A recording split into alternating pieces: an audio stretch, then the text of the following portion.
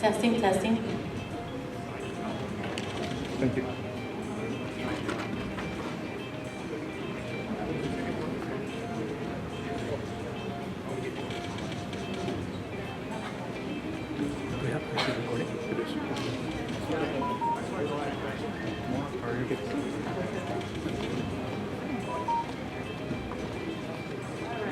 Testing, testing. All right, everyone. I think we're ready to begin. Welcome, everyone, to the Design Challenge Award Ceremony for STEM LEAPS. My name is Yami Shimojo, and I'm with the Riverside County Office of Education STEM Administrator for Riverside County, supporting all of our 23 school districts and all things STEM. I also have the honor to serve as the Vice Chair for our STEP Board that hosts and prepares and puts these programs on in the summer for our students. It is an honor to be here this afternoon. Thank you, moms and dads, for being here. Thank you, adults. Thank you for your support, for helping us to honor the work of the students this week. They have worked very hard.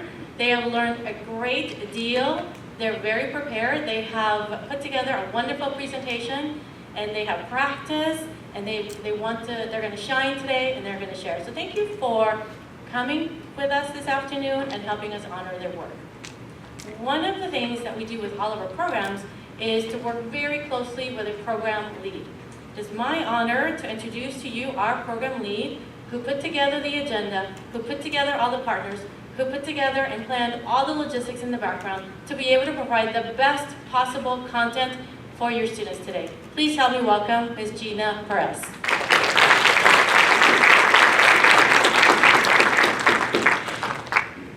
Well, they already heard from me in their lunchroom, but welcome again for being here, for supporting your kids and helping us by bringing them every day to all these different locations. We really appreciate it, and we hope that while they were having fun, that your students learned some very important life-saving skills that they could carry on from this point forward.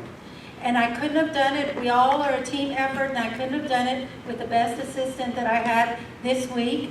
She's the lead mentor, and I'd like to introduce Madison Eason. Thank you guys. As you heard, my name is Madison. I had the pleasure of being the lead mentor this week, which means not only did I watch over our college mentors, but I watched over your students, and I got to watch every single person throughout the week learn and get to collaborate with their teams, and I think you're going to be very pleased to see all of the presentations today. So with that being said, let's jump into it with Team 5. Come join me on stage.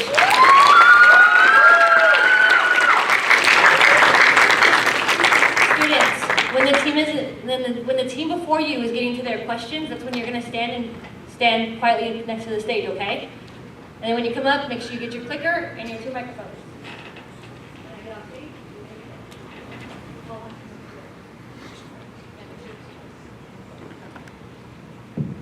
Hello, hello. Good afternoon, everybody. How's everybody doing? It's good to hear. It's good to hear. Hi, we're Team 5. My name is Marcos. My name is Franklin. My name is Marley. And I'm Camilla. We all worked hard on this project. It's called FNP1, Fire Neutralizer Prototype 1. We all try to make it the best tool it can be for everybody that can use it. So to start off, I'd like to talk about a problem we saw. Throughout this week, we visited 3 different places. We visited the Magnolia Police Department station, as well as the Riverside Fire Department fire training, and RCC School of Nursing. So one problem we saw was fire. Fire can happen in any moment, and often when least expected. So one design solution that we came up with was the Fire Neutralizer Prototype 1. And one thing is that usually the first people on scene are police. And what could they do when something happens? Not only that, but in a hospital setting, nurses and doctors, what could they do when a fire goes on? So we came up with this to help solve that issue in those few minutes. I put a couple of minutes goes by because the typical time response for the fire department to get there is just under 5 minutes, and a lot can happen in those 5 minutes. And not only that, but the fire department also uses big equipments like big ladders, big hoses as well, and just their truck itself is big, So imagine that in small spaces. So this design will help with that. Like he said, it can buy time for the fire department to get there, or it can buy time for the firefighters to save people. So if you can hold this for me. How it works is you pull the pin, push down, slide it to the designated destination, and it will extinguish, like it'll produce dry powder in the vicinity of the fire victims and the firefighters, so that it will put out the fire around them, so that the firefighters have more time to save their victims. It can also be used by police department to slide and put out fires to buy time for the fire department to get there. Now let's get a little more on the internals. Internally, we have a CO2 capsule that when that button is pressed, is punctured, releasing the liquid condensed CO2, letting it expand to a gas form, creating pressure inside the device. With that pressure, it then will expel the dry chemical powder out of 3 nozzles, providing an equal distribution of the dry chemical powder, extinguishing the fire. And also that CO2 capsule is easily replaceable just by removing the old one and putting the new one in. Now let's dive into the cost. So the container costs $10, while the dry powder and the canister together cost $15. And with the assembly and the button, it costs roughly around $20. So the estimated cost to produce the FNP1 would be around $50. And so we would retail this at around $80. So for the funding, we would go to the Riverside County and pitch their idea and get some grant. And we would also go to private investors who are interested in backing safety and technical developments. So the distribution, first we would try to get it to fire departments, police departments, and to hospitals. And then we would go to insurance companies so that they can provide some kind of incentive for homeowners and business owners as well, so they can have it in their home and in case of any kind of emergency. For the partnerships, we would partner up with fire extinguisher brands and home safety companies to make sure that they all get everything they need. And the fire extinguisher brands would help us develop and produce a lot of their things, of our things. We didn't only make this to save lives, we also made it affordable and accessible for anybody that can use it in case of any emergency. And I couldn't do it without, I couldn't do it alone without my teammates here that helped me sharpen up everything about it, and thank you.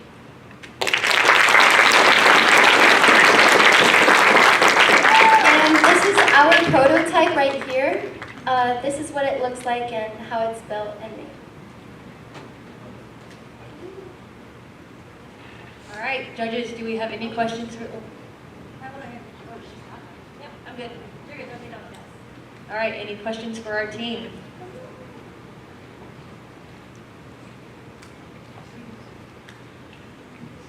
Hi. My question is, so the total cost is $80, $50 for materials. So what makes up the $30 markup? How did you determine $30? Well, the markup would be to at least make some profit off of it, so we could get some funds back and to be able to produce more, because there's always fires around. So. What is the canister made out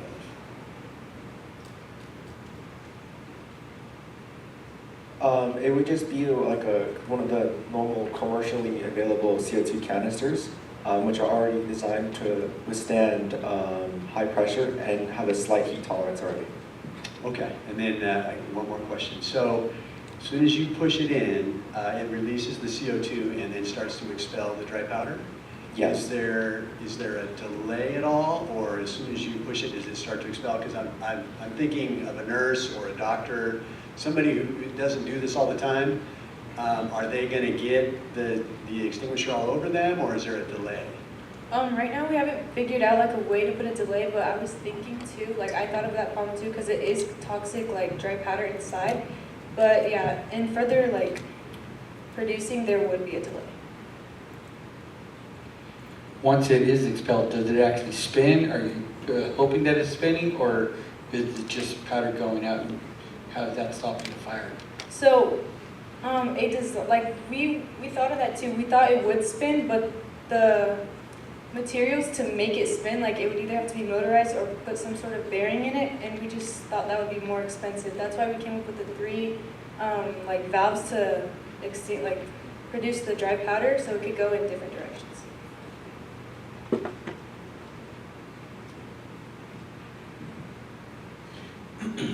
Yeah, one of the questions that I had was sort of answered, but it wasn't quite clear. Now I'm assuming that if there is a fire and you're going to set this off with the delay, you wouldn't be around it, especially if it's toxic chemicals. And did you think about maybe a secondary problem that might be caused with the toxic chemical cleanup afterward? Like a fire extinguisher, obviously the dry powder would get everywhere, but at least the biggest problem and the main concern would be the fire, and that would be put out.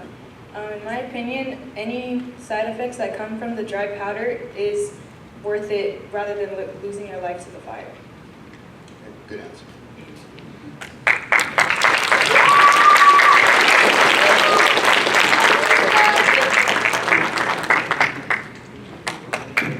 All right, let's give one more round of applause for our Team 5. We'll give a couple seconds to the judges so they can fill out that form. But as our teams are presenting, I just want you guys to keep in mind, this all happened in the last 4 days that you've been bringing your student. They have collaborated and put all their ideas together to create this presentation for you guys. Not just their idea, but we talk about the slides, if they have prototypes, and everything that goes with it.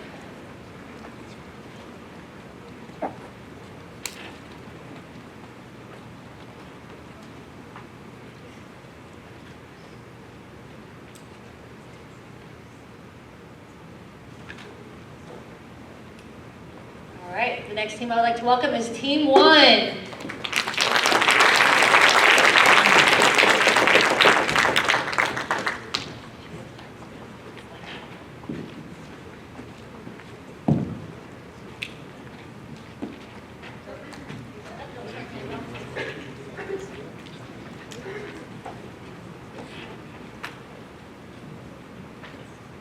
Hi, how are you guys doing? Good? That's good. All right, well, this is Milo Tech, and I'm Isaiah Morillo. I'm the CFO. I'm Christopher Contreras. I'm the CEO. I'm Esther Lai. I'm the lead designer. I'm Emily Alviar, I'm the CTO. I'm Venice Granda, I'm the COO. The original Milo has 3 main problems. It's slow, outdated, and has a high cost, and has limited realism. Here's an example of the original Milo.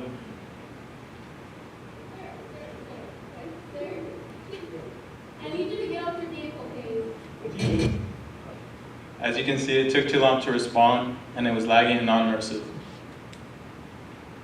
So the Milo 1 solves the old Milo's problems by having the chest plate, gloves, the old Milo's gun and taser, and a treadmill, and AI.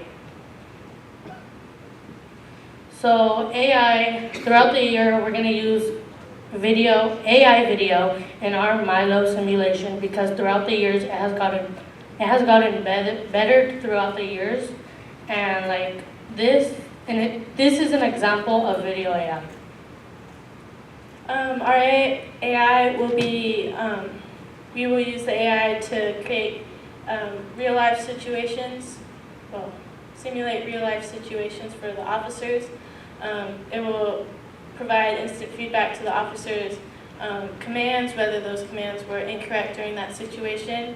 And compared to the old Milo used pre-recorded videos, where this one will give instant feedback to those situations. The equipment that will be used is a haptic chest plate. It will vibrate if the officer gets shot during the scenarios, letting them know what happened. And then we would also use the treadmill so they could stay in place but still move around throughout the VR experience. It's also going to come with the original Milo gun and taser, also with the VR headset for immersive view, and gloves for hand-to-hand combat. We will do a demonstration. Emily will be the officer in the experience, and Isaiah and Estea are the simulation. Give me your bag, give me your bag. Put your hands where I can see them. Put your hands behind your back.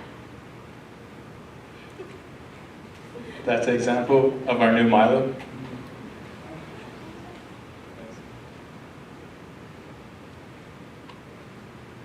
For the financials, we will use the Edward grant to help us fund us for this project. It will help more officers have a more realistic experience, and the estimate of this cost will probably be like around $6,000 plus $30 per scenario. In conclusion, Milo Tech is similar to the Milo simulation due to having the same guns and tasers, and it simulates real-world stress. So the old one is slow, it's inaccurate, it's outdated, and it's pre-recorded. While the new one is accurate, it has AI video, it has a vest, gloves, and Oculus. Thank you for listening to us. I'm really grateful to have them as a team. Any questions?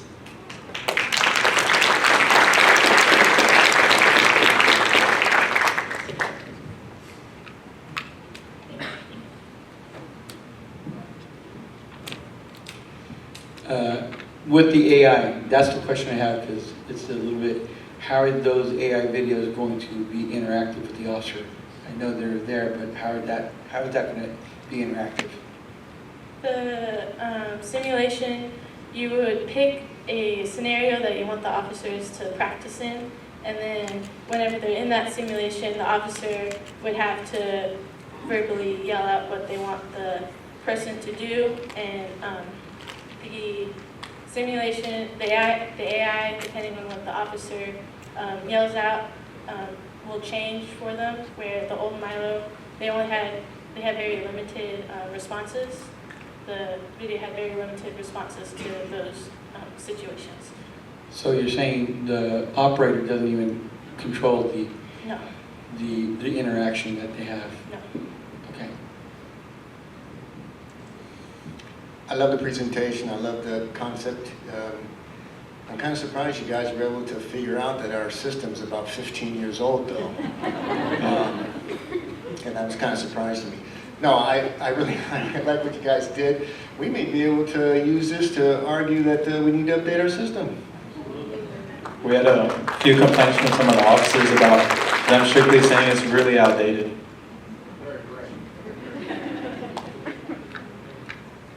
It will enhance the training.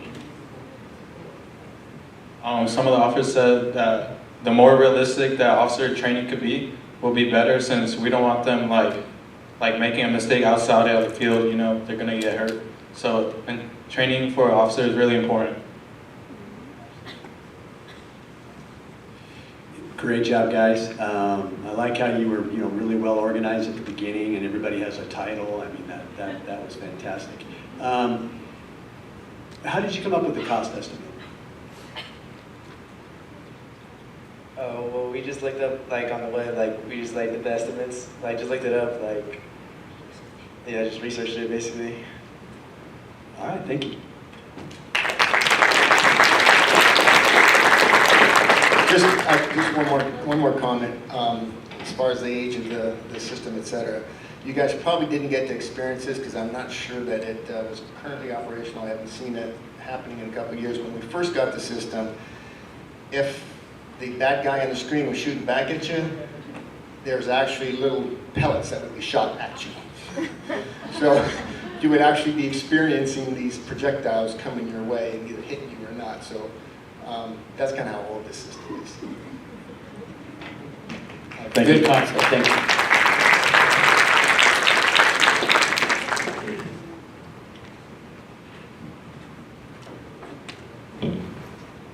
All right, another round of applause for Team 1.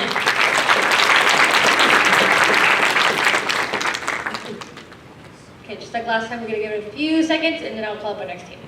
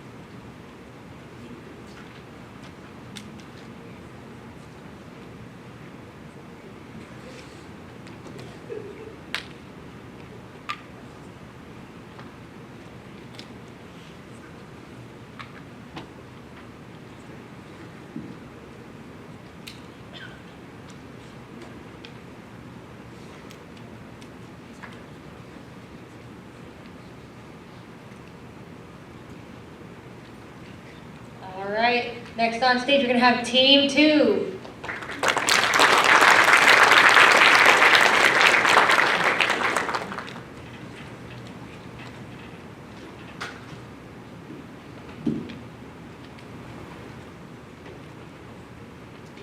Hi, my name is Ruby. I'm the CEO. Hi, my name is Yelesi Alviar, and I'm the Chief Design Officer. I'm Moises Contreras, and I'm the Chief Financial Officer. Our app/website is called the Riverside County Alert System, and our goal is to improve efficiency between callers, dispatch, and 911 response teams. So, every second counts when lives are on the line. So why let confusion, delay, and miscommunication get in the way of help?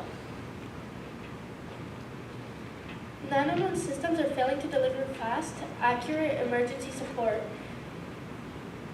80% of callers call on mobile devices, mobile phones. 50% of those calls fail to deliver accurate location. RCAS uses AI and real-time data to revolutionize 911 responses. So our app will include live video feed at a click of a button, exact GPS location, and auto translation between caller and dispatch. It'll also include AI crime prioritization. So all of this will ensure that there are no false alarms between callers and dispatchers.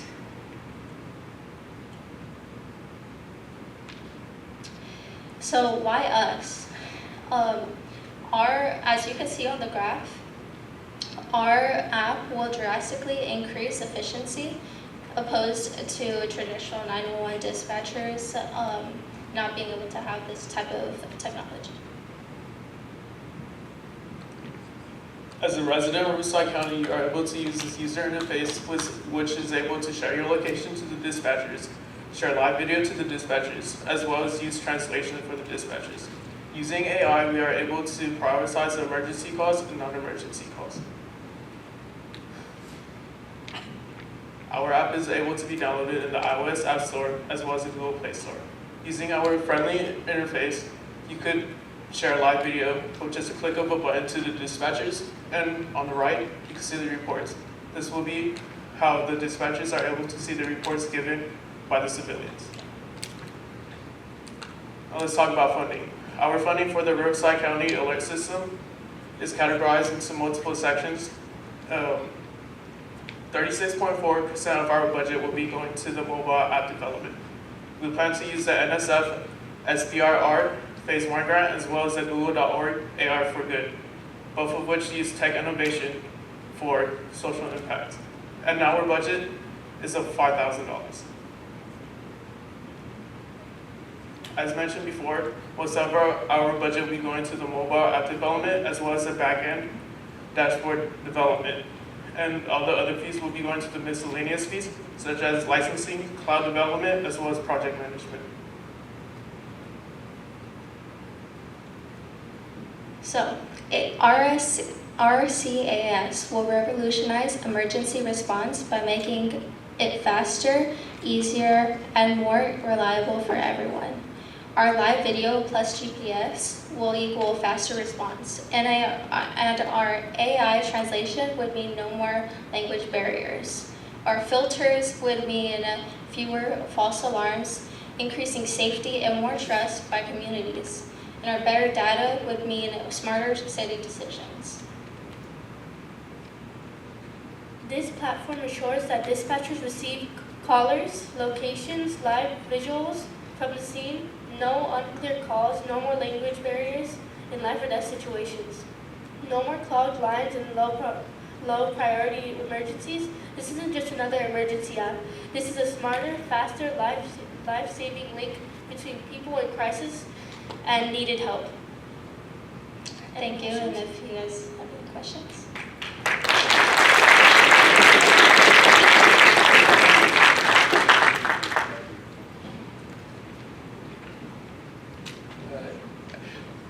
When you guys visited dispatch, what gave you this inspiration? Because we are actually working on something very similar to that already. that is really, really good. So to think of that, that is exactly what we're doing. But what gave you the inspiration? Well, when we went, we did actually found out that they were doing something like this, but they were just doing live video, and then we added way more to that. They also said they were struggling with languages, and they had to transfer it to multiple different places to find out the language. That's why we also added that, so there isn't any more issues with that. Yeah, this is not a question, this is more a comment. You guys were right on, you hit all the points that we are, that law enforcement is currently struggling with. And when I was listening to your presentation, the first thing came to mind was, well, we do have something similar, but as you talked and you started adding more and more, I'm like, oh yeah, this is way beyond what's out there right now, so good job. Thank you. I have a question. So annually, once this is implemented in various agencies, who would pick up the annual maintenance cost?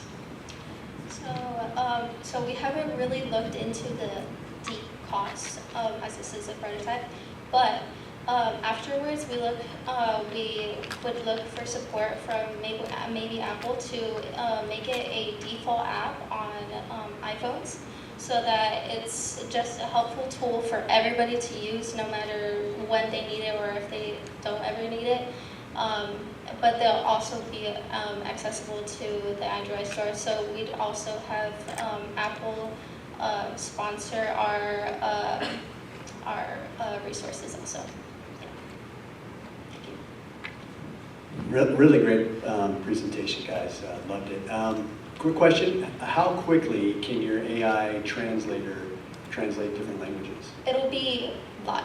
So as they're speaking, the 911 dispatcher, if they download if 911 dispatch stations download the software, they'll be able to see a transcript right as the caller is speaking, so that it can just be translated to whatever selected language it is. Yeah. Okay. Thank you. Thank you.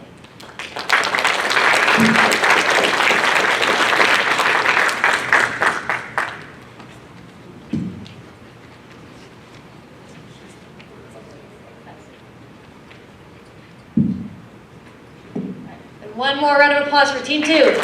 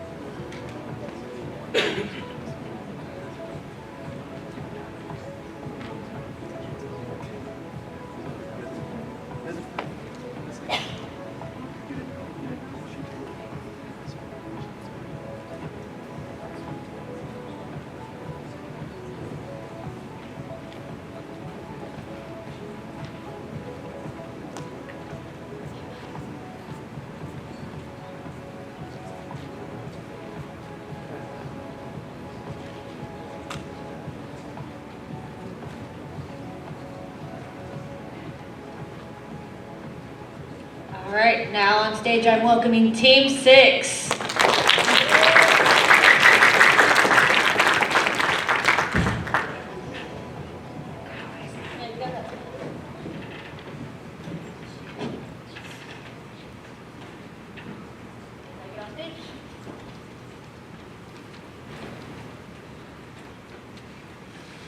Hi, good afternoon. I'm Luis Martinez, and I am CEO of SmartPaw, and this is my team. Hi everyone, my name is Michaela Dibb and I am part of the R&D department. Hello, my name is Gilbert Casares and I'm CTO. Hello, my name is Isabel Maldonado and I am CFO. And this is SmartPaw. So on Tuesday, our team had the opportunity to go visit the police department. And we got to talk one-on-one with the officers about what they do and how they protect our community. But within one of the units that we saw, there was an issue that we came across. It was the canine unit. We saw how independent and skillful the canines were, but we were more focused on the equipment that the canines were using. We saw that they weren't made for their comfort or their performance. We saw how heavy it was, and when we were talking to the officers that were in charge of the canine unit, they were telling us how the canines were uncomfortable, the vests were heavy, and the camera that they had to wear on their back, it didn't give them a full 360 view about the canines' whereabouts. So our team and I took it upon ourselves to create this project and create a product that can solve these issues that the canines have. So our design goal, creating a small, lightweight vest for canine units that increase the dog's effectiveness, safety, and communication on a mission. Why is this needed, you might ask? Well, canines go in dangerous situations which could result in the dogs getting lost and, worst case scenario, getting harmed. And that is something we would like to minimize as we continue to, as law enforcement continues to fight crime out in our communities. What it does, it's an easy live camera viewing and recording. It monitors vitals and health, as well as has GPS tracking, and is made out of a lightweight and breathable material, which will prove to be efficient against attacks and against any dangers that they encounter. Dogs aren't just dogs, they're humans' best friend. We live with dogs, we take care of dogs, we feed our dogs, we shower our dogs. Especially officers and with the canine unit. They take their canine to work and they work them 24/7 the whole time, and they take them back home. So we really want to protect them and keep them safe. And main part, we want to partner with certain companies, and hopefully they make our dream come true and get this vest going to all the police departments. Point blank vest is a common use of vest within canines, humans, and the police and securities and things like that. It has multiple protection, and we want to make it, which is a level type 2 protection against the common use of 9mm ammo, which is the common use of ammo from criminals. And we also want to make sure that the vest is comfortable and light for dogs, so it's not heavy on them, and they can breathe in it and move, and they can stretch whenever. So Dynamia is a type of fiber that's really strong and firm, and it can hold them tight and make sure they're still flexible and durable, and it can be comfortable and not get uncomfortable with their form or protecting people or anything like that. We want to make sure it has soy wax microcapsules, which is non-flammable, so it protects them from fires if any criminal throws anything at them that just lights them on fire. We also want to make this vest waterproof and have extra layers of pockets so that they could put anything inside and carry whatever they want. And going on to that, we want to partner with certain cameras, which is Insta360 Camera Go 3S. It helps produce really fast and quick, durable. It's really small and it records easily. With just the press of a button, you can record right away. And it fits right on the side of the vest with the magnetic force. The magnetic force is really strong. When the dog is moving or running, it won't fall off because the magnetic force pulls it really tight so it sticks on. And it's waterproof, and you can attach it to the vest and make it go anywhere you want. We also want to add the collar, which is tracking their vital signs and their heart rate and how the dogs are doing, if they're in distress or scared or anything. It also has a built-in GPS, which helps track your dog if it ever gets lost or goes anywhere else. So this collar is really helpful because it tracks them and makes sure they're safe whenever. Thank you. So we are aiming to make an affordable vest with many beneficial factors for the canine and handlers. The total cost would be around $1,389. For the funding, we'd apply for a state and federal grant focusing on public safety, and like he said, we partnership with Insta360 and the Pet Pay. We'd also find support from local communities and community fundraisers, starting with a few vests with high-rise depth and prove effectiveness, which would attract more funders.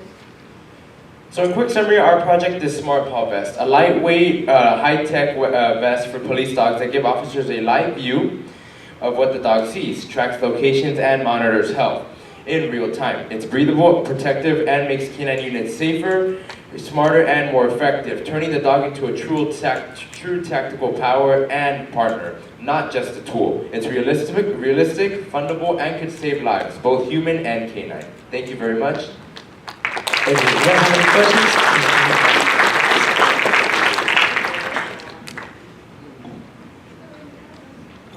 You had it on your PowerPoint. What is a soy wax capsule?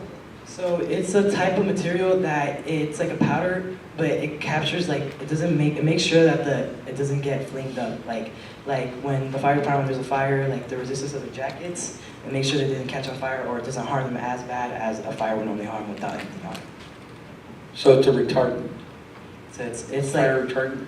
it's like yeah, it helps prevent the fire getting on you and catching on fire. Excellent presentation. I liked it. What I really loved is because I was a chew toy for those dogs for 10 years. So you're right. They are partners. We want to protect them as much as possible, but they are a tool. So I thought you got a good hit on keeping our dogs safe with the heart health on it and keeping them flexible. How do you, the question I have for you is how do you get him or the equipment, especially the camera? Sometimes they'll have to go into small crevices. How do you get that camera not to fall? So that camera is really small. It's really durable, it's really small, and the magnetic force is really strong. It holds up to tons. And that camera has a strong connection with that magnetic force. So those zipper pockets on the vest, you can put the magnetic hold, it's a circle, you can put it inside the pockets and put the camera right outside and it connects and it doesn't fall off if they're running or anything.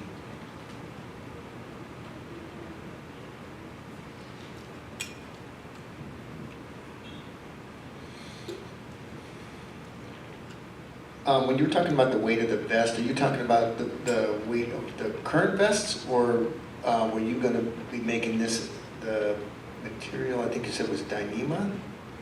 Was that the soy pellets, or is that the ballistic vest material? Dyneema is a different type of material. It's fiber, it's built up, they bond it together, and it creates like a really strong hold, and it withstands the bullets of the 9mm and things like that.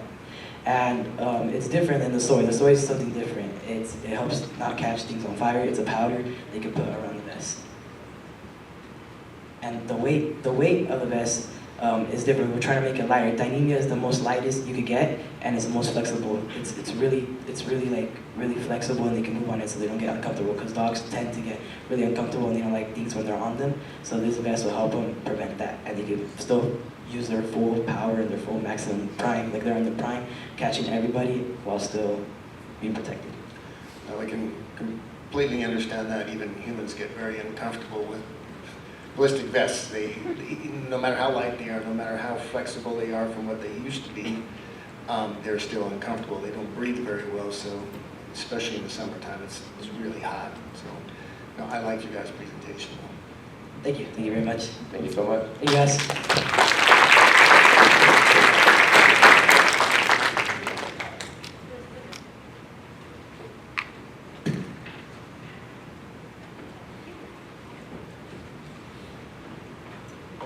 Another round of applause for Team 6.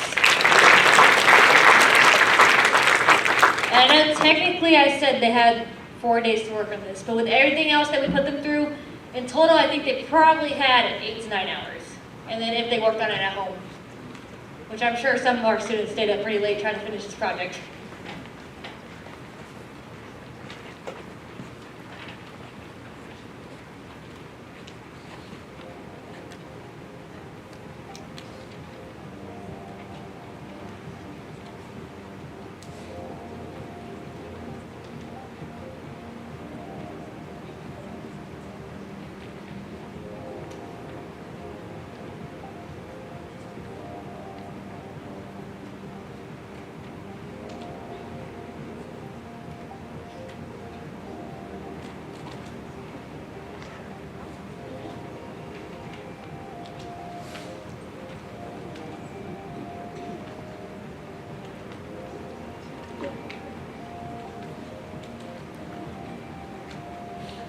All right, and with that, now I welcome Team 4 on the stage.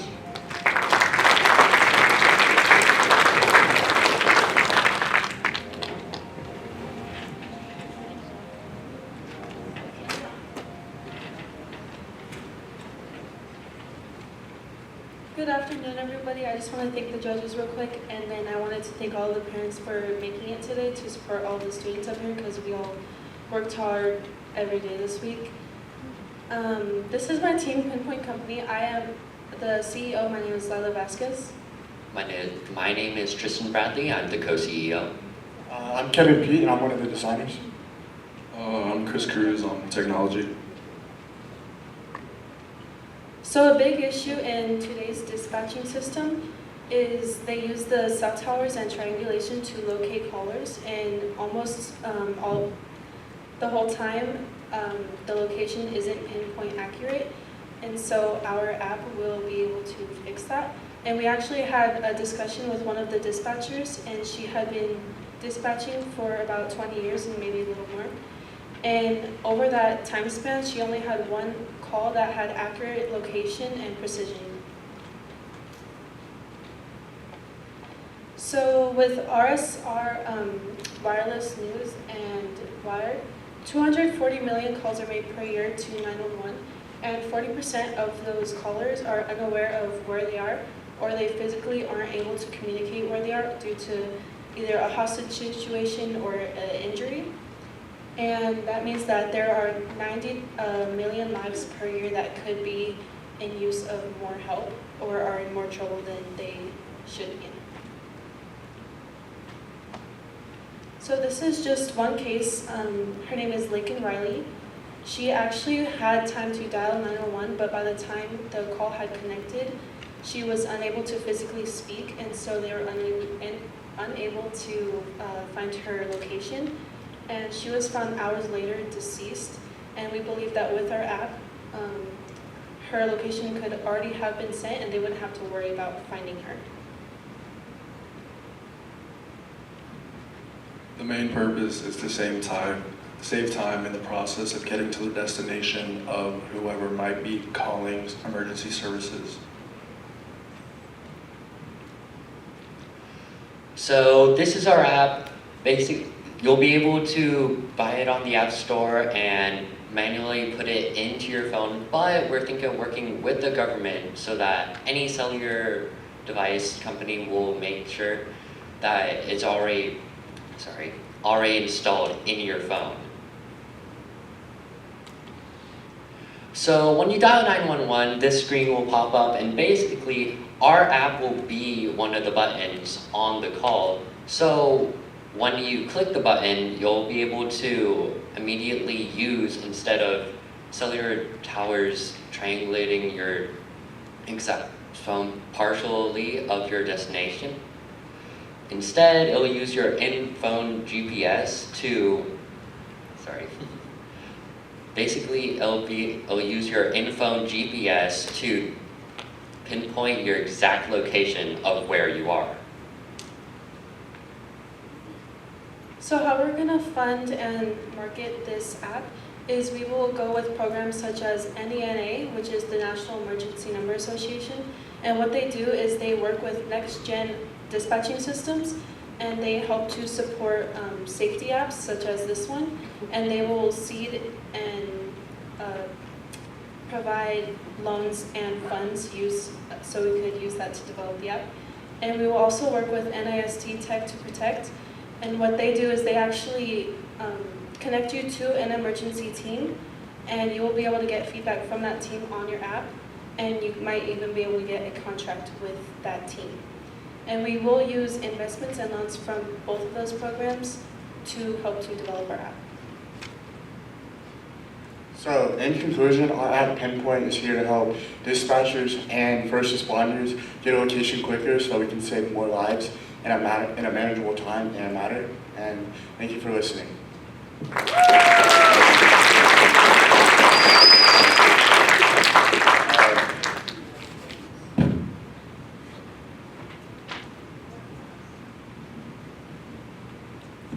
Yep, it's on. Great job, guys. Awesome concept. My question is are there currently any apps? Or if not, do you know of any other companies that have the same concept that they're working on? So some of you might have heard of the website or app, What 3 Words? And that app is useful, but what the problem with it is there's so many words that could be used, which, for example, like bear versus bear, like the animal or the B-A-R-E. And so that can often be miscommunicated or misspelled, and that can lead to emergency teams going miles in other directions of where the emergency is. And I would agree with you, because we do use what three words when we have incidents down in the river bottom, which is pretty common for the fire department and the police department, and I've had that exact same thing happen to me, so you're absolutely right.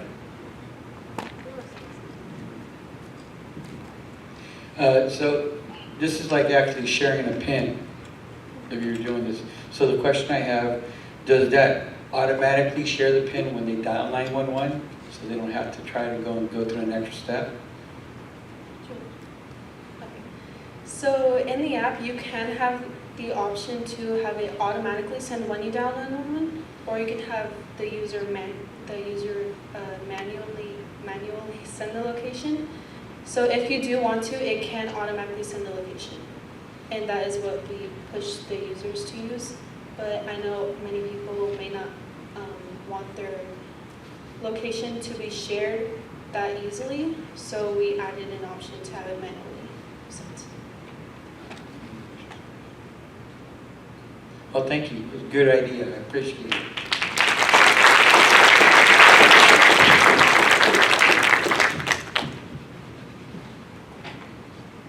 All right, one more round of applause for Team 4.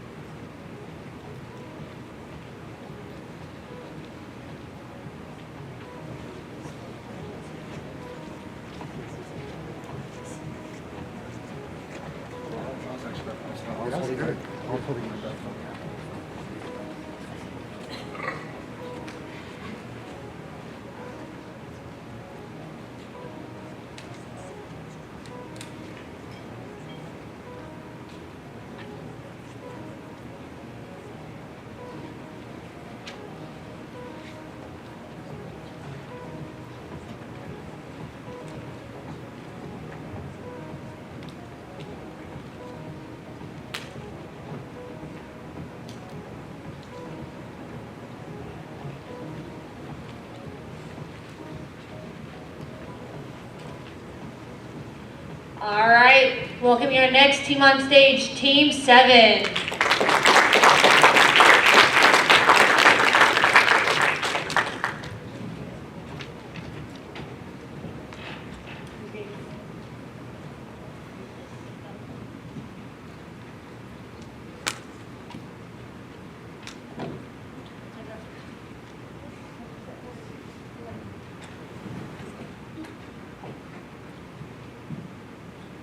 Alright, before I'd like to start, I would like to say, how are you guys doing? You guys doing good?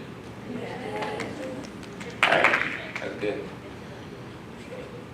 So we are group 7. Our name is Mior. I'll explain later what that means. My name is Xavier. I'm Diana. I'm Ariel. I'm Kimberly. Alright. So Mior stands for Medical Inventors of Riverside. I am the Chief Financial Officer. I am the Chief Executive Officer.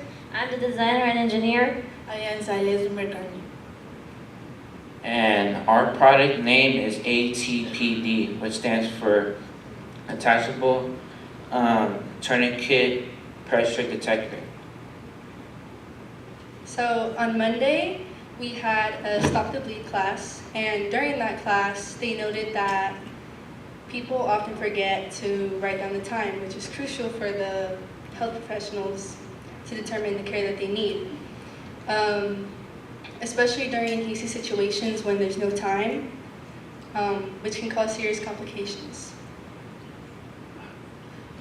Okay, English is my second language, so I will just speak Spanish.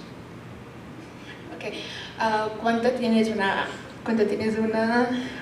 un accidente o emergencia, nosotros te vamos a poner el bird type en la mano, y pues cuando el sensor está apretado, pues te van a dar la información como el timer.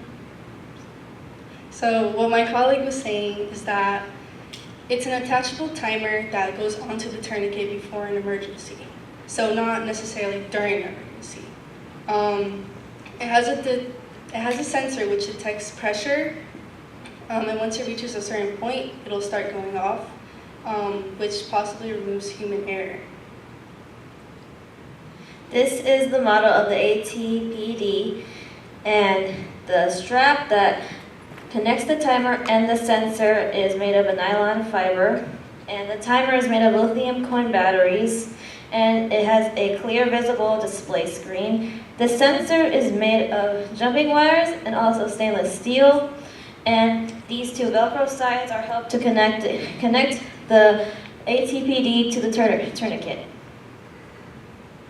Capability is very broad, attention, and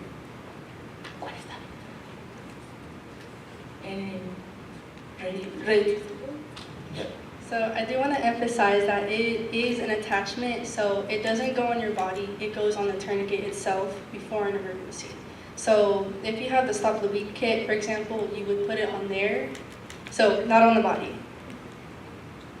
And then for our hopes, we hope that it reaches the community, so our paramedics or first responders, just anyone in the community, like people. We hope to save lives and limbs, so with this simple but effective device, we hope to save time for, even if it's just like a few seconds, those few seconds could be critical. Field testing. We would like to collect data and improve our prototype while we sell it. We would also like to utilize better materials and lower the cost, and to test our products in various ways that include test timing, visibility, performance, compatibility, and durability. And for the financial side of things, here are some companies that would be willing to invest: Johnson & Johnson Innovation, Startup Johnson & Johnson Health, and non-dilutive federal funding. These funds would help us be able to produce the ATPD without any problems of the money side. So again, our product is called the ATPD, Attachable Tourniquet Pressure Detector. With the ATPD, we hope to improve patient outcomes and save more time and reduce human error. With the ATPD, we would like to support our medical pros. Attachable detachable function. By the corporate youth. Thank you for your consideration and time.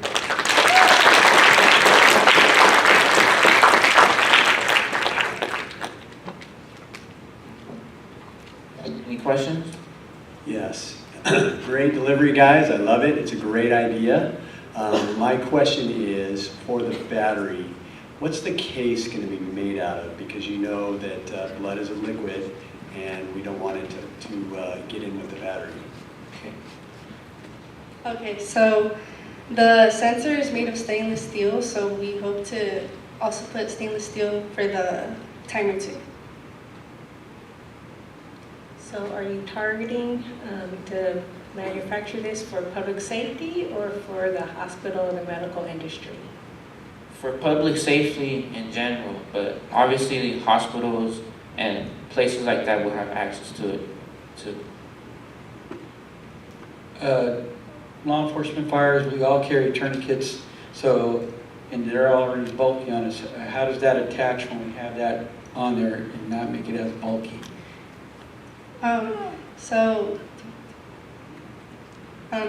It's a really small device, smaller than the model, so it's not the size, but it would go right below where you twist it, and again, you attach it before, so that way you're not doing it in a rush during an emergency. And as it's doing that, again, it's helping whoever's putting it to know how much pressure they're doing, or? Sort of, because the timer will only start when it's tight enough.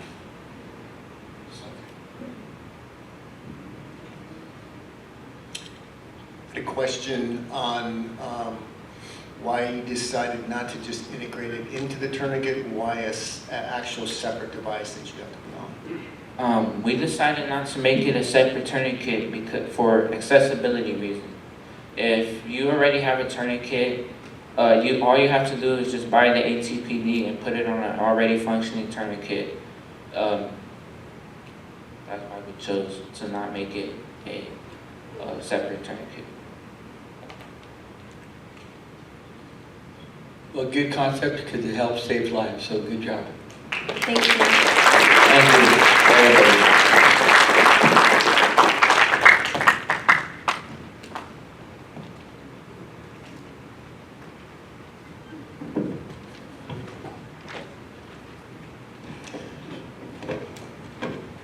Wow. Dear judges, I'm sorry you had a tough job. All these are amazing ideas. Can we give a round of applause to our team? Last but not least, we have the honor to actually receive our teammate with their amazing project. So we're going to actually have a minute to make sure that the judges are able to score, and we'll proceed in a second.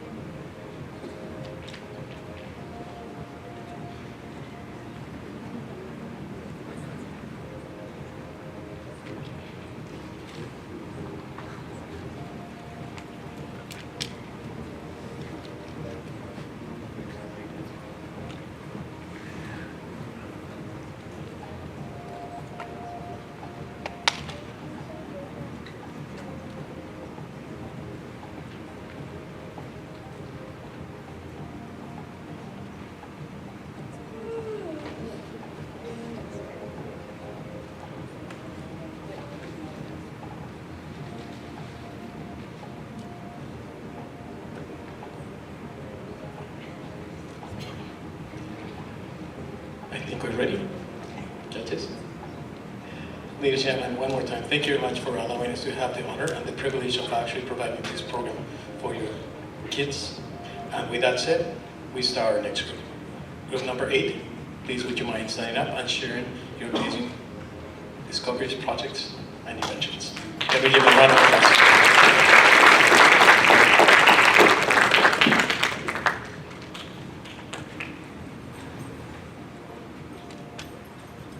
Good afternoon, my name is Geneva Garanda and this is my team.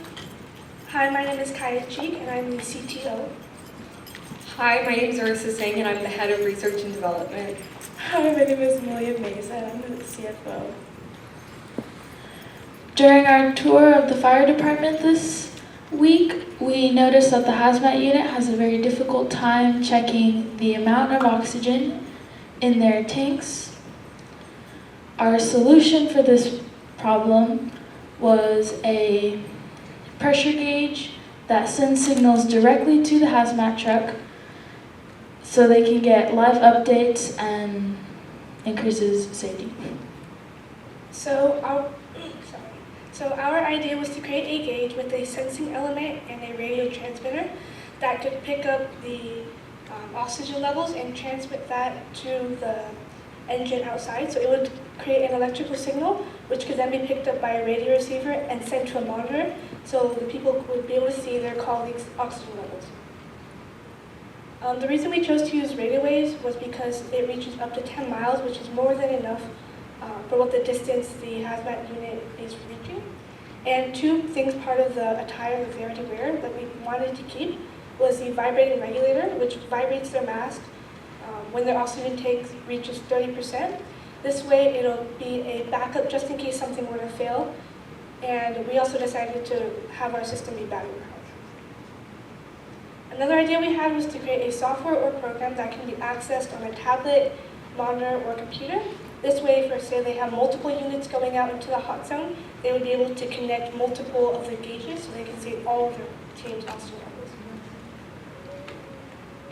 And so for our materials for the outside housing outside of the analog pressure gauge, we were planning to use polyethylene, which costs about 28 cents per gram to purchase, which would total around $12 since we would plan on utilizing about 127 grams of polyethylene.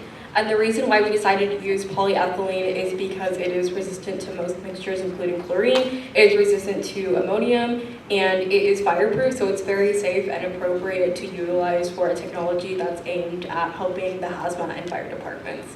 And for the analog pressure gauge, that will cost around $20 to $30 to buy one. Some grants that we can apply for are CID and Firehouse Sub, and CID gives us up to $2,500, and Firehouse Sub gives us to $15,000 and $45,000. Reduces accidents with the pressure gauge. It tells us when the oxygen levels are low, so we can let the hazmat workers know that they have to get out of there. And then provides real-time safe monitoring is when the pressure gauge sends like signals to the rig, and it helps them know what pressure gauges they're at. And increases efficiency is when they have less time, like really have more time to get whatever they need and to take their, like not take their hand out the rest to check their gauge.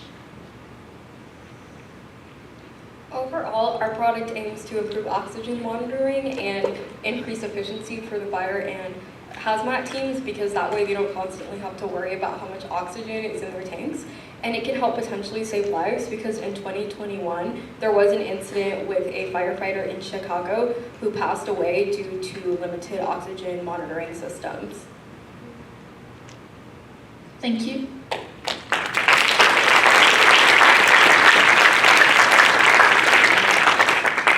Do you have any questions? Yes. So one correction real quick. So in the tank, it's compressed air, it's not oxygen.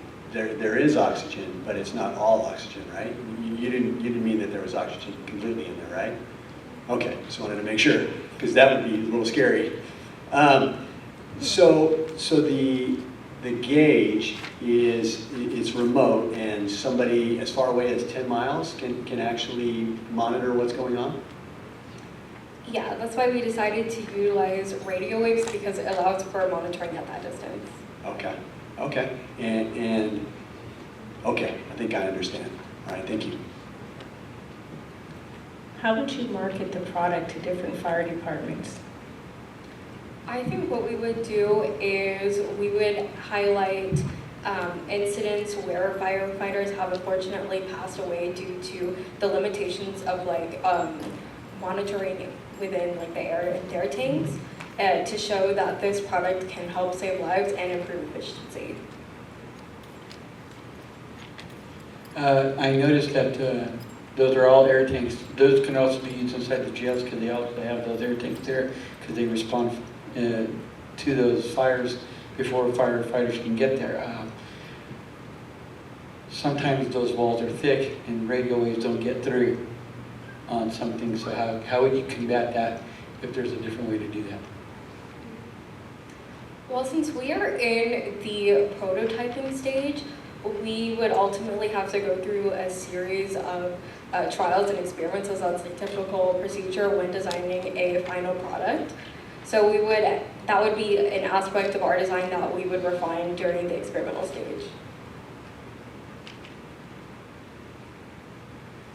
Very good, like that. Good concept, thank you.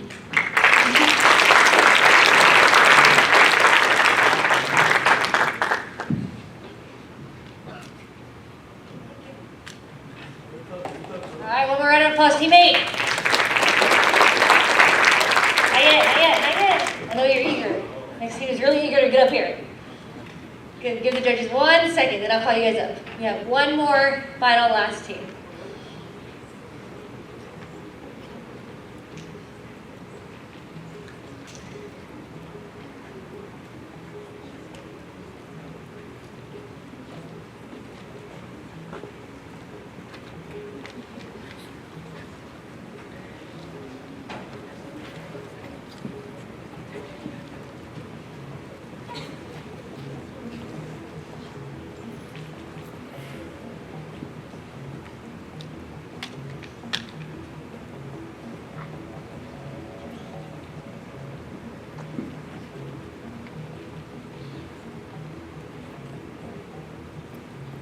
I hope you guys are really impressed with your students and all the work they've done. Because I know all the mentors and staff, we're so proud of them.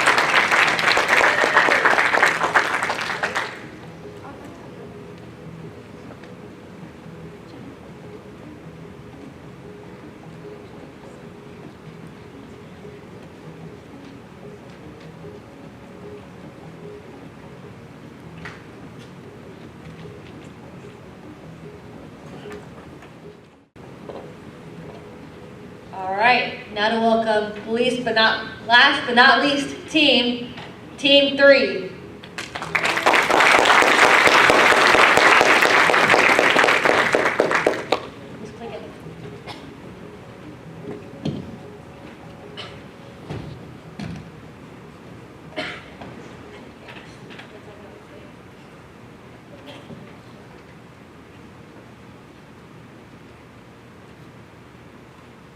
Oh no, my lithium ion body is hot. It's on fire!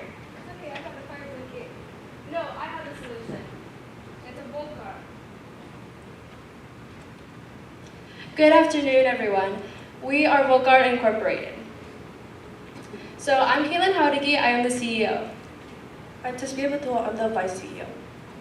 I'm Elia Roscoe, and I'm the COO. I'm Merced Valle, and I'm the Chief Design Engineer. I'm Samuel Contreras, and I'm the CFO. So, as we all know, lithium-ion batteries are seen everywhere today, such as in cell phones, e-bikes, or scooters. Now, that can cause for many lithium-ion battery fires.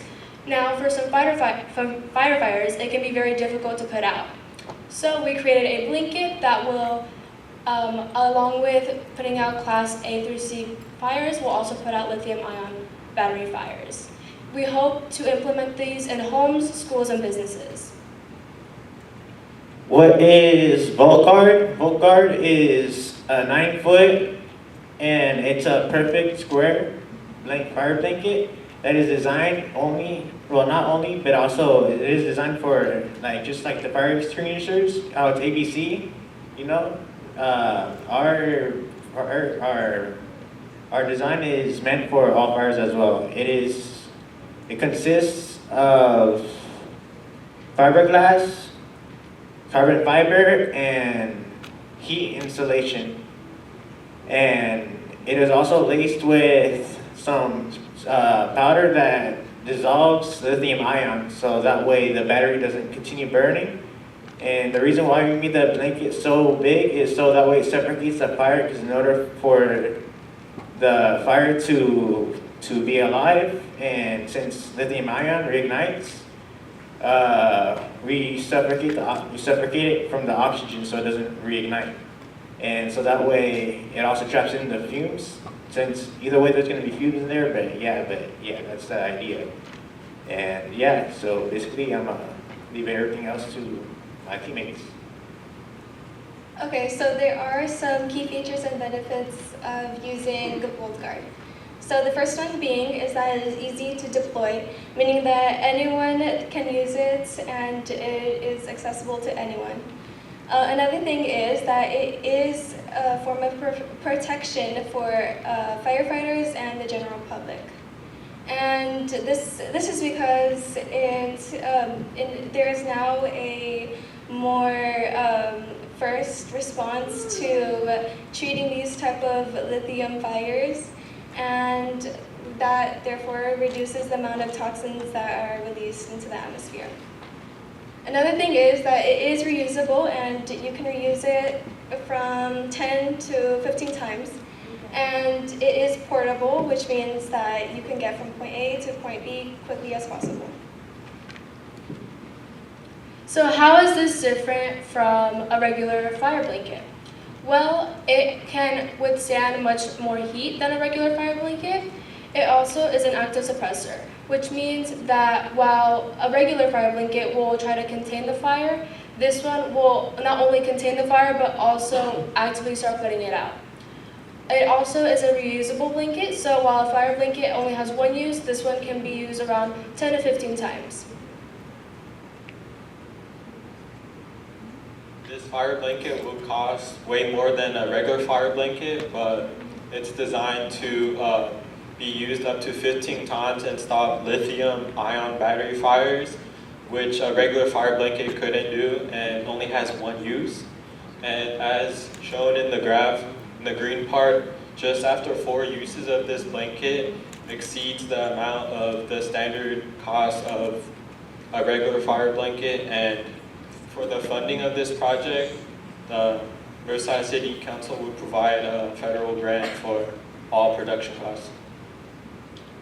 To sum up what my group has said, this fire blanket is good for taking out lithium-ion battery fires, and it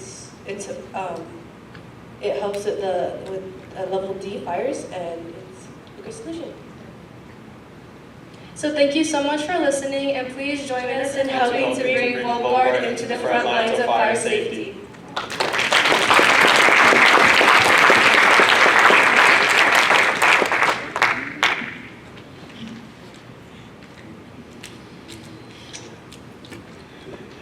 Questions?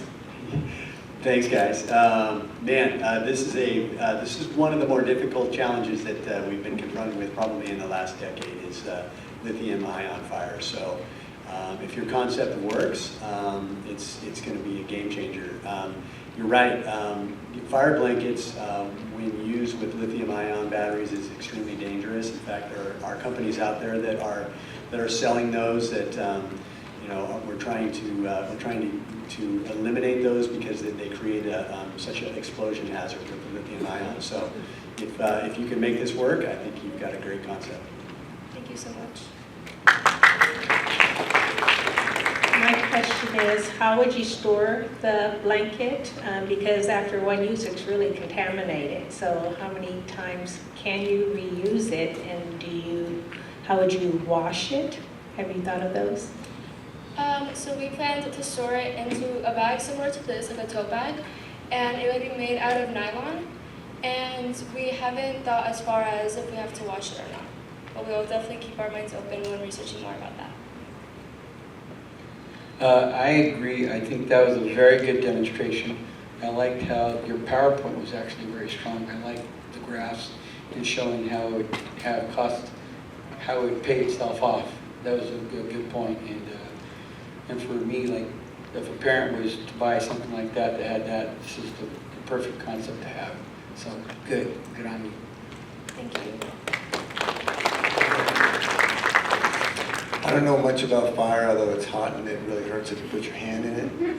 But I like the fact that you chose probably one of the most difficult fires to ever put out, the lithium-ion battery fires, and how hot and intense they burn and keep burning and keep burning.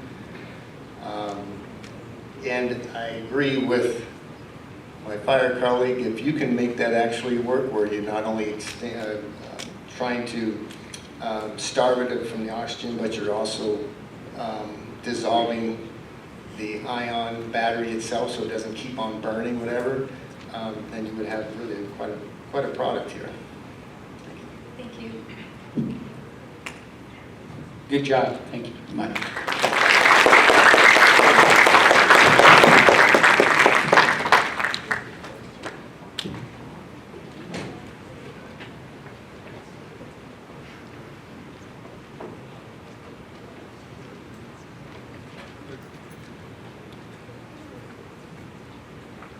I don't know what to say. How about wow? Was that amazing, or was that amazing?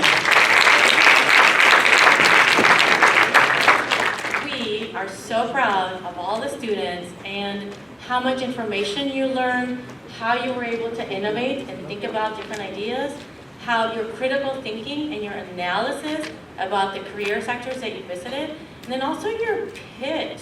They also learned a method called assertion Evans. Adults, can you agree with me that these were amazing slides?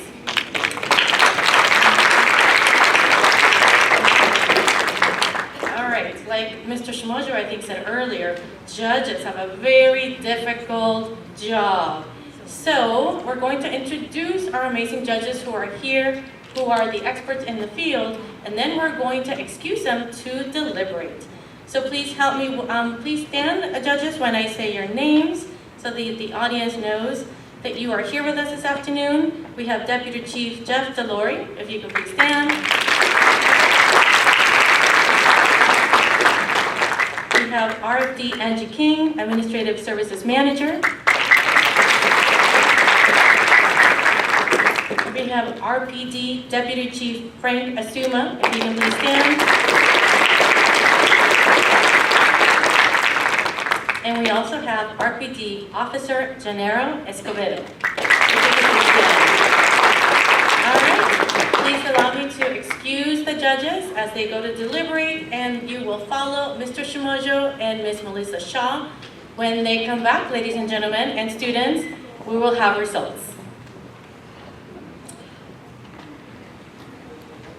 We also request Deputy Chief Jeff Delory to stay with us, is that correct? Yes, if you can please join us on stage.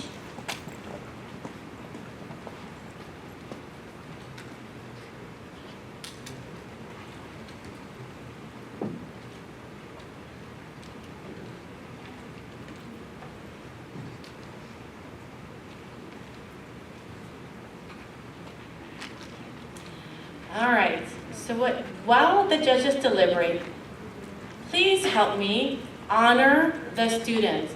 We would like to award every single student a beautiful certificate that shows their hard work, their participation. They learned a great deal this summer. They learned collaboration. They learned how critical it is to work as a team. They had an amazing college mentor assigned to every single one. They learned the art of conversation and back and forth and making decisions. And so really we are very proud of every single one, and we definitely want to take the time now to honor each team with their mentor. But first, oh no, actually also, and the reason why Jeff Delory is up here is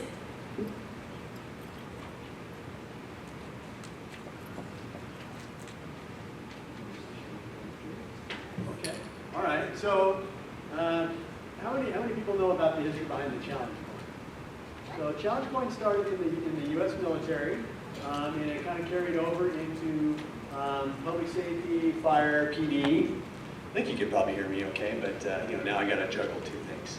So the challenge coin is an important memento for us in the military and in public safety, because it means that you've accomplished something. And when you get this, it's something that you want to honor and you want to hold on to as a keepsake for the rest of your life. And I probably have, well, I don't know, 400 or 500 challenge coins. So they're a big deal. And so when you receive a challenge coin, you receive it in a certain way. And so what you're going to do is when you come up, I'm going to hold this coin in my hand, and I'm going to shake your hand just like this, and then you're going to have the coin. And that's how it works. All right? Okay. thank you, sir. So every single student will receive a challenge coin given to you by Chief Jeff Delory. All right, ready? Let's first help me, students, parents, help me first honor the lead mentor for the week. This lead mentor did a lot of work in preparation for this week and supported every single team and all the mentors to make sure that your students had the best quality program and the best quality support during the duration of our week. So please, students, please help me honor first Ms. Madison Eason, your lead mentor.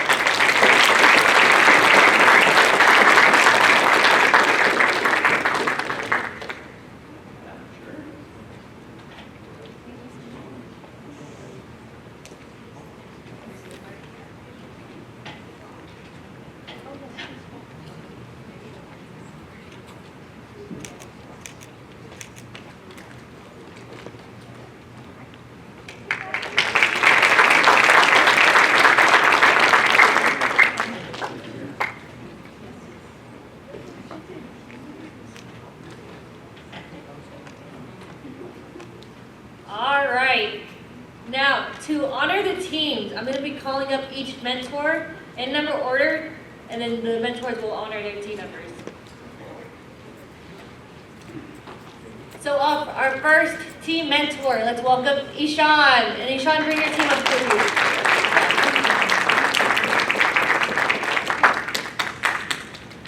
You guys don't get on until your name, okay?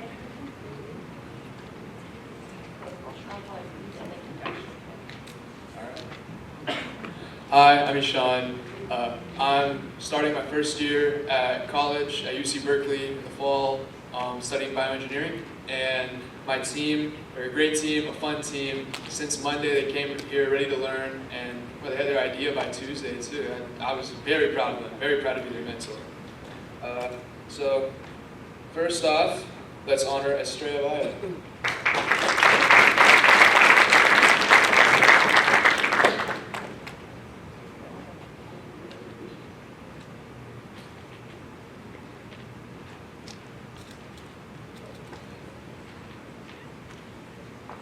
Next up, Venice Granda.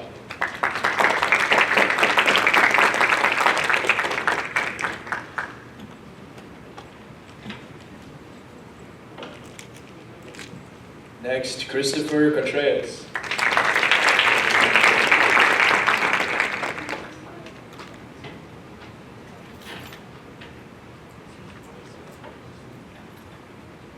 Next, Emily Alviar.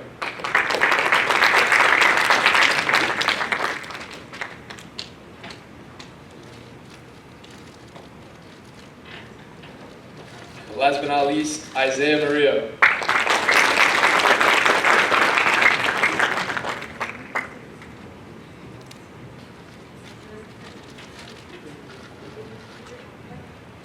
Hey, moms and dads, get ready with your cameras. Right here for me. Right here. Everybody get together, please. Can we all squeeze together too?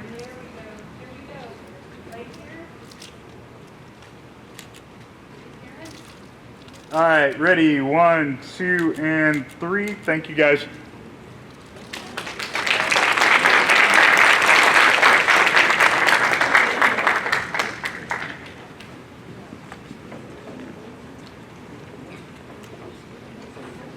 Students and mentors, as you know, speaking to your team number, please make your way to the side of the stage.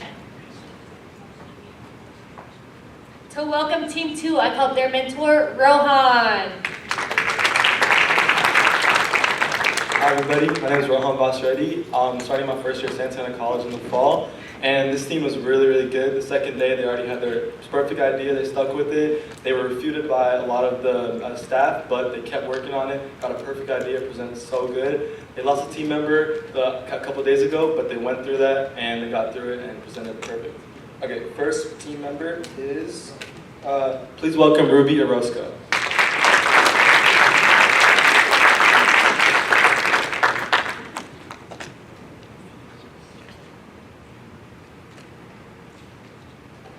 Please welcome Moises Contreras.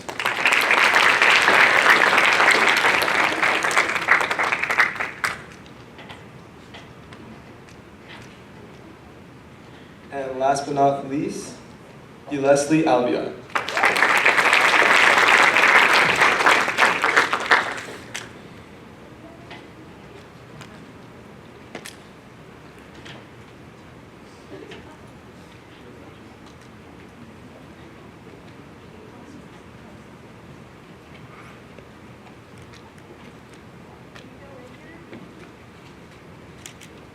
All right, ready, 1, 2, and 3. Thank you, guys.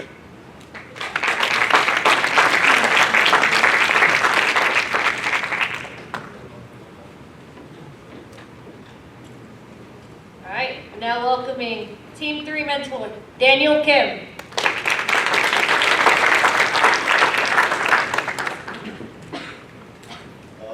Good afternoon, everybody. My name is Daniel.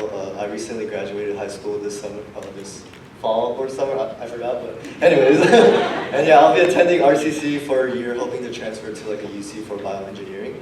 And yeah, you know, like I just had a really great team. You know, even though they were a little quiet at first, they still got the work done. They were all really hardworking, very engaged, and like they really like what I'm really proud about them is like they really stepped out of their comfort zone to present. Like they were all nervous. I was nervous too in a good way. And like, I think we just all had a really great time, and it was a great learning experience. And I think they really made a big step into their future careers. So I want to start off by recognizing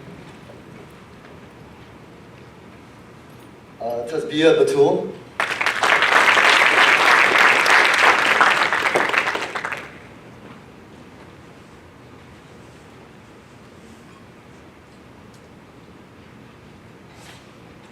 And next up, I want to recognize Samuel Contreras.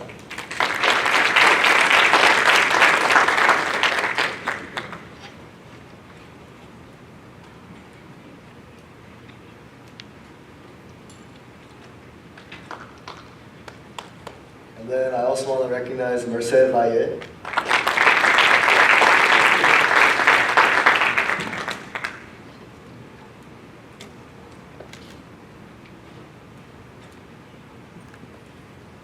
And then I want to also recognize Caitlin Harigi.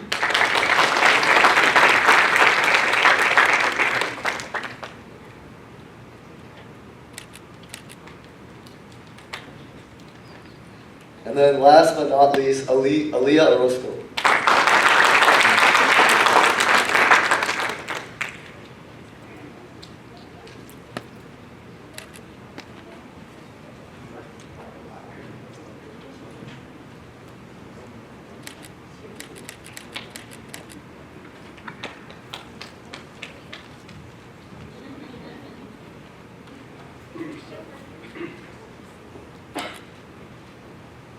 Alrighty, 1, 2, and 3. Thank you, guys.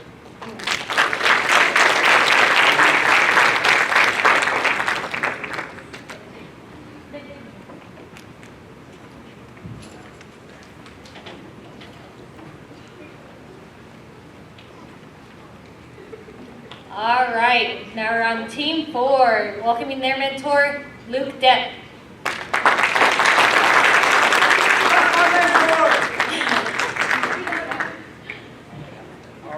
Good afternoon, my name is Luke Depp, and I'll be heading into my first year at UCR for Business Administration with a focus in marketing. So this week I mentored Team 4, and they've been amazing. I mean, we all face problems and we all face issues in life, but what's important is that we overcome those issues and we grow from them. So I'm really proud of this team, and I really mean that.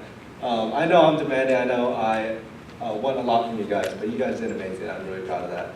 So without further ado, Tristan Bradley. Thank you for coming every day and working hard and just with a great attitude.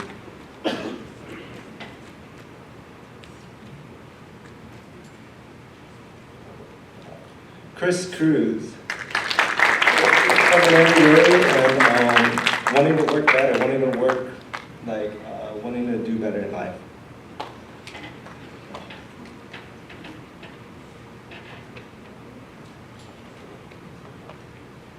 Kevin P. You're overcoming your fear stage fright, and I'm really proud of you for finishing out this amazing presentation.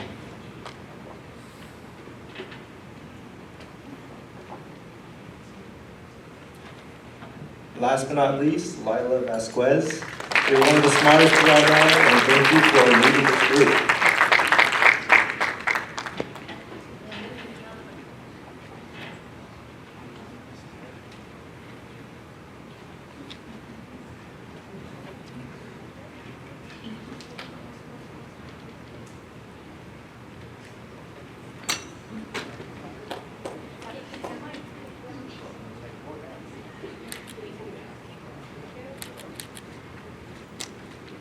Alrighty, 1, 2, and 3. Thank you, guys.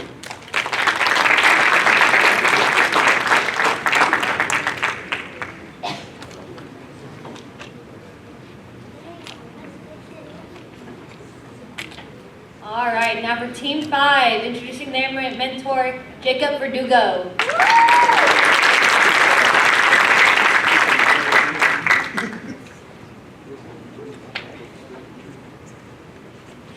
Hi, my name is Jacob Verdugo. I'm going into my second year of biology next year at UCR, and I just want to say, parents, it is an honor to mentor your kids.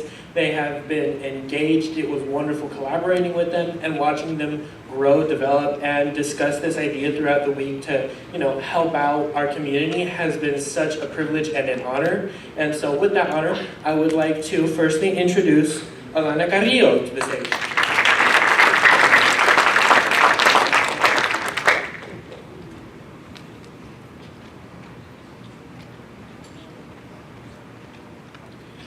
Next up to the stage, I would like to welcome Marley Ward.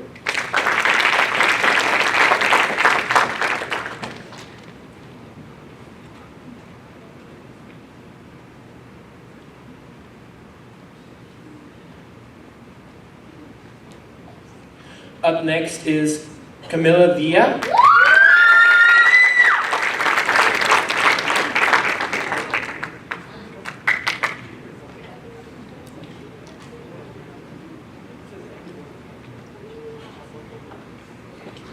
Next is Franklin Diaz.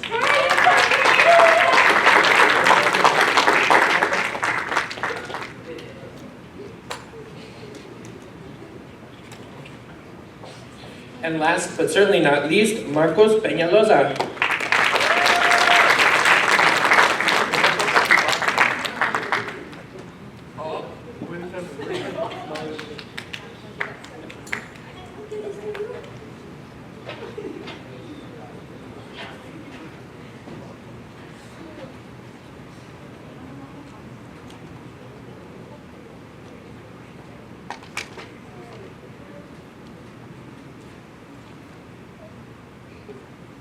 Alrighty, 1 second. All right, ready? 1, 2, 3. Thank you, guys.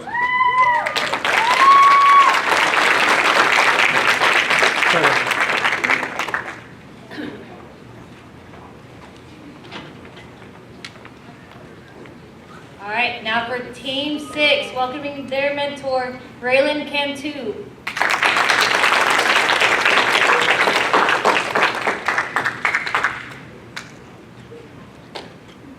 My name is Raylan Cantu, and I go to RCC studying environmental engineering. I have had the pleasure to being a mentor for Team 6. Right from the beginning, they were so eager to collaborate, so eager to come up with ideas for their project, so eager to participate. They were taking the initiative to ask all the police officers, nurses, fire department questions about what can we improve on to make your lives and to make your work safer and easier. And I'm very proud of the hard work that they put in this week. It is demanding, and I'm very proud of their project. So without further ado, I will introduce Luis Martinez.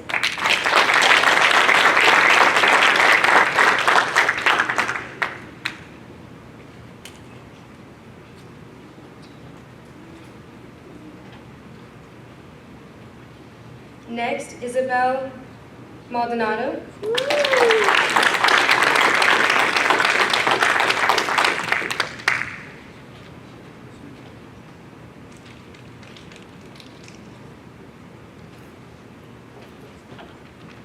Next, Michaela Deep.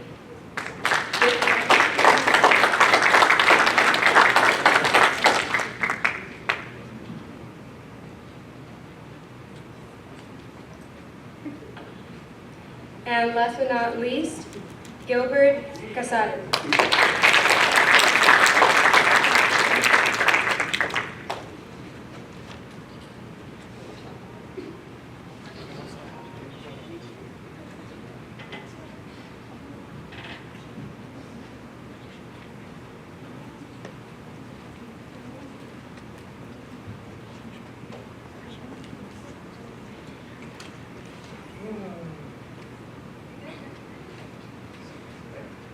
Alrighty, 1, 2, and 3. Thank you, guys.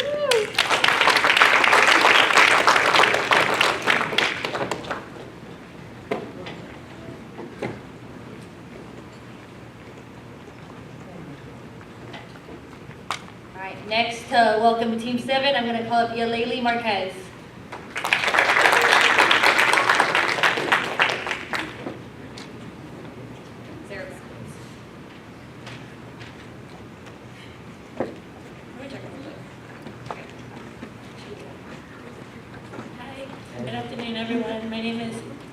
Yaleli Marquez, and I was the mentor for Team 7.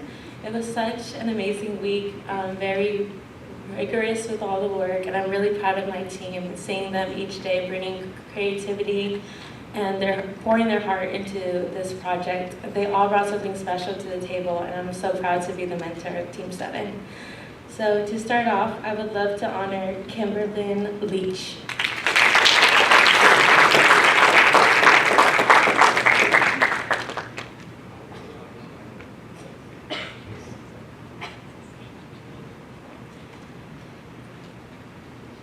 Next, I would love to honor Xavier Garcia.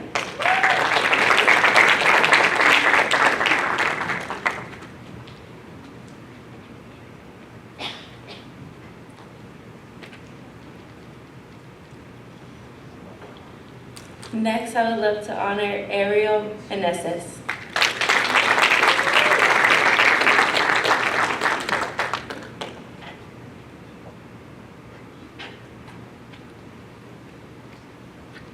And last but not least, Diana Ibarra.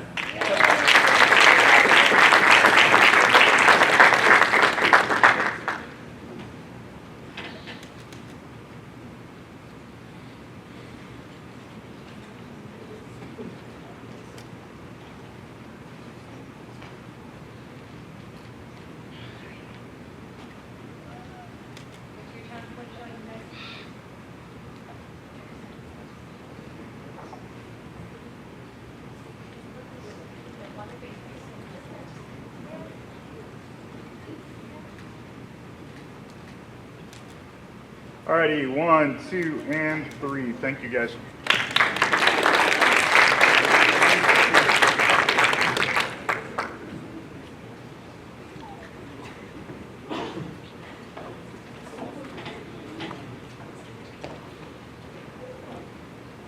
All right, last team, Team 8, and welcoming their mentor, Evan Pennington.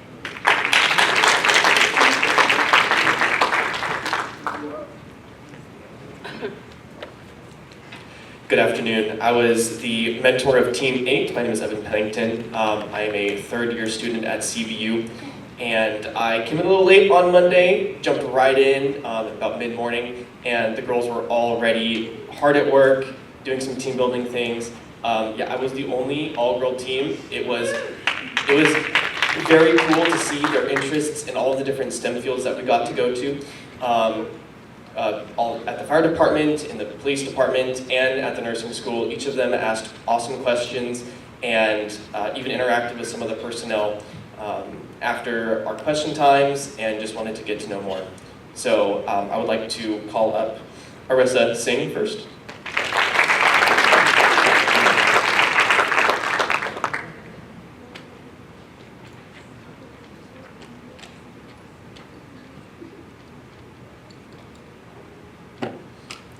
Next, I would like to call up Malia Mesa.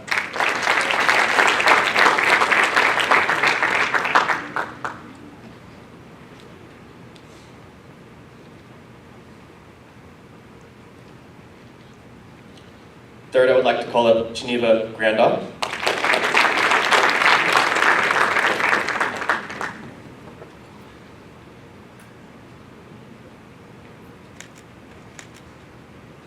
And last but not least, Kaya Cheek.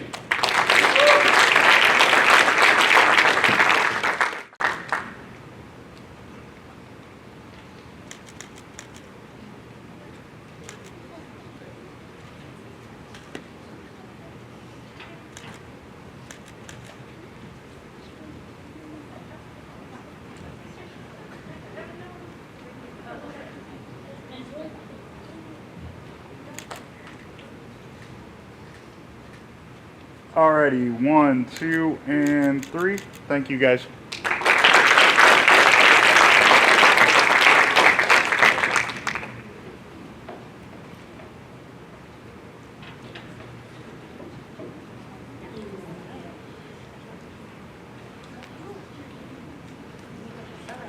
All right, the lead mentor informs me, just in, we do have another certificate that we would like to, another person we would like to honor.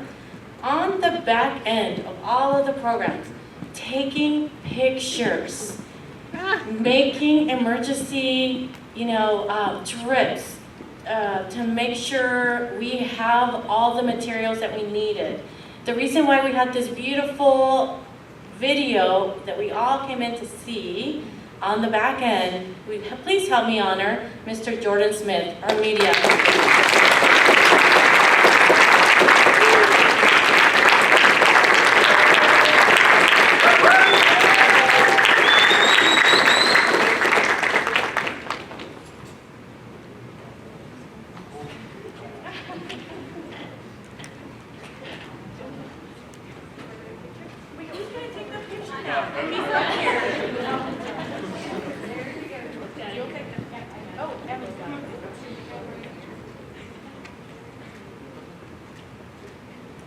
All right, everybody look back here. 3, 2, 1.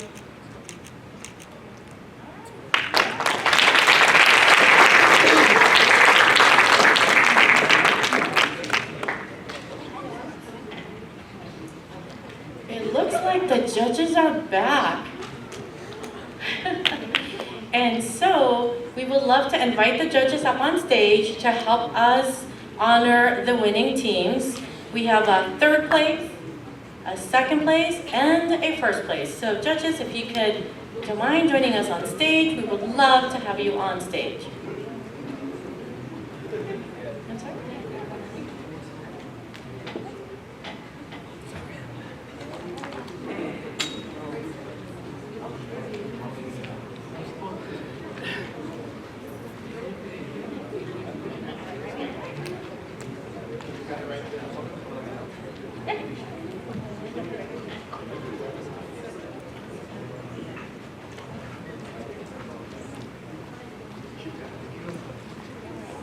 Okay, we are waiting for one more judge to join us on stage. Before we announce third, second, and first, students, take a deep breath.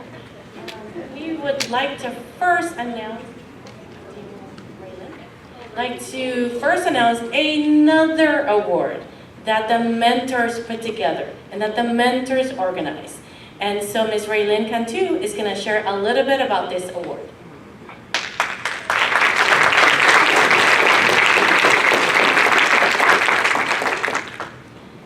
So this week we had the students trying to engage, participate, collaborate, be very interactive with the activities for the fire department, police department, and science and nursing. And we wanted the students to be able to be rewarded for all the questions and answering questions when they were participating in these activities. They're called the Sparks Awards. S for scholarly, P for prepared, A for active engagement, R for ready to learn, K for knowledge, and S for success. So without further ado, with drum roll. The winners of the Sparks Points is Team 8.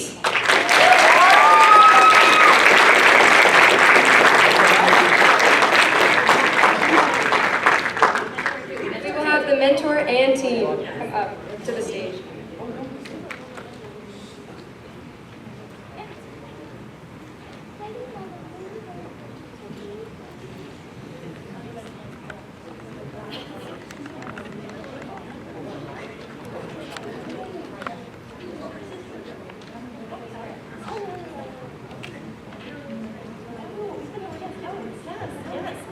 Sorry, we forgot to announce. Each student gets a gift card, an Amazon gift card, a $10 Amazon gift card.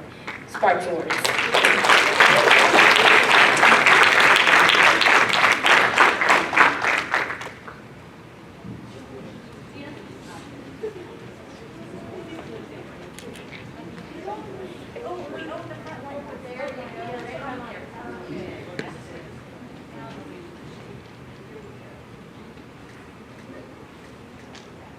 Alrighty, 1, 2, and 3. Thank you, guys.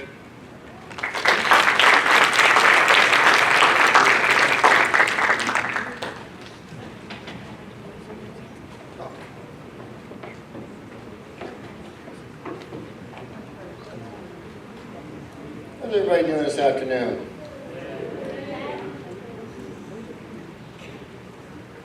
I'm going to be announcing the winners.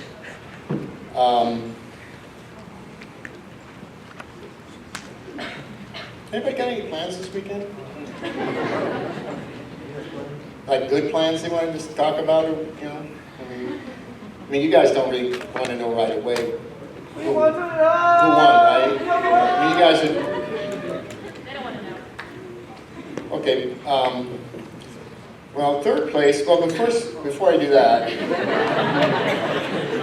I just wanted to mention that this wasn't easy, and this year, it was even harder. I'm telling you, these teams seriously stepped up their game. They must have asked question after question after question because they really hit upon issues, real issues. They came up with some real viable solutions. And I mean, I'll tell you, I was impressed. This has been my 4th year. This year, you guys really knocked it out of the park. This was not easy.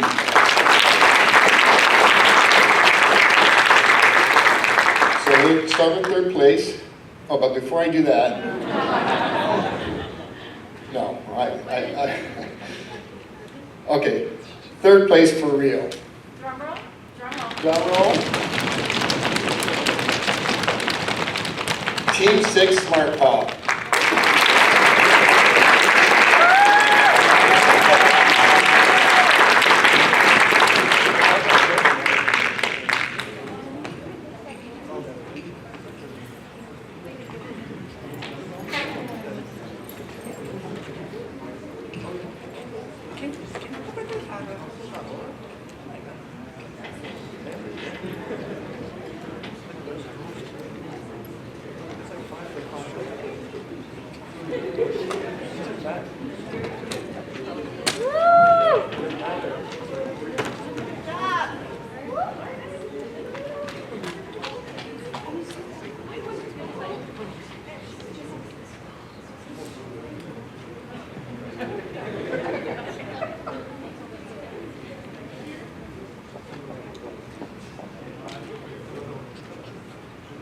Ready, 1, 2, and 3. Thank you guys.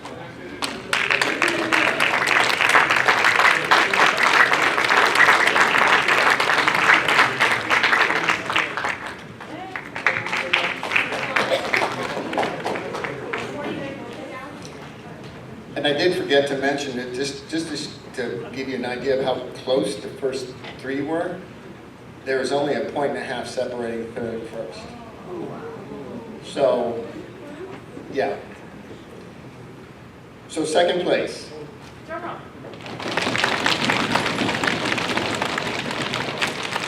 Team 2, RCAS.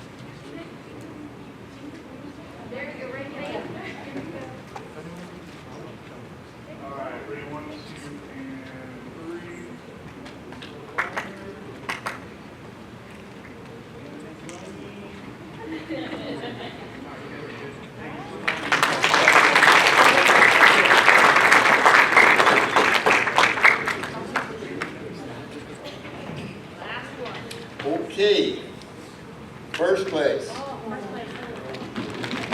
Let's get a big drum roll. And then we're going to give a big hand for the first place team, Team 3 Volt Guard.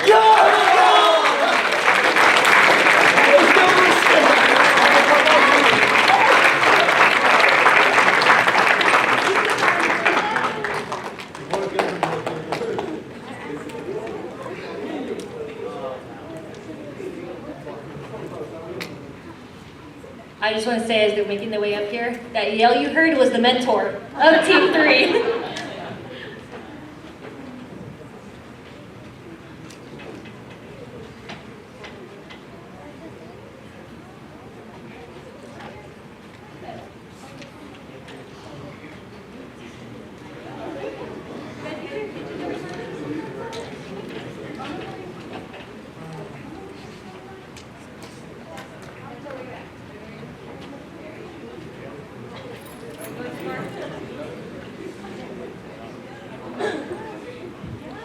Yes, we have a request from Team 1. May someone help us with a picture so we can send it to Mom? Yes. Right, this is for Mom. This first is for Mom. This is for Mom. Okay, right here for Mom.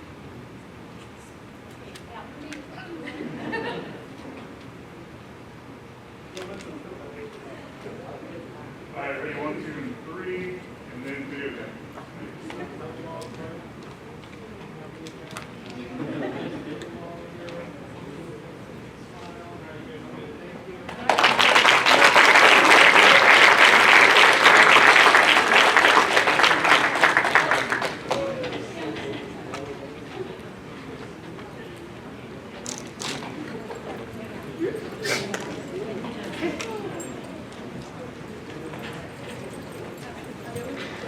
All right, so again, Ms. Maddie is going to join me here for closing remarks.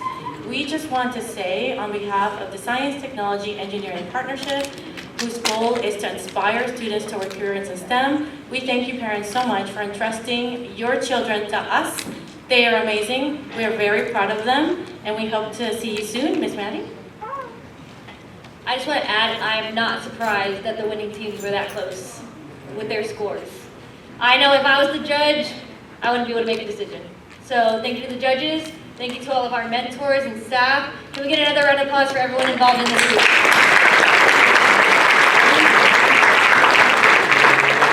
With that, we are dismissed. Take pictures with your teams, with your mentors, with the judges, if they let you. But thank you guys for all coming.